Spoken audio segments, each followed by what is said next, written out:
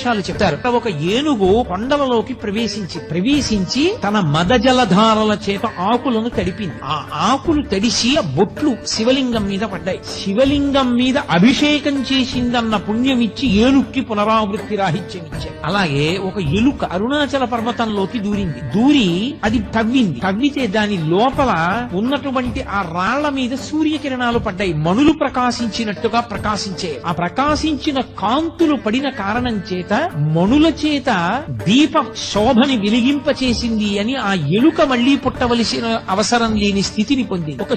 ఒక చిలుక అరుణాచల పర్వతం మీద ఎగురుతున్నప్పుడు దాని యొక్క రెక్కల కదలికలకి ధూళికణములు తొలగించబడ్డాయి. అరుణాచల పర్వతాన్ని శుభ్రం చేసింది అని చెప్పి దానికి మోక్షం ఇచ్చారు. అన్నిటికన్నా ఆశ్చర్యం, ఒకప్పుడు అరుణాచల దేవాలయంలోకి గ్రద్ద ప్రవేశించింది.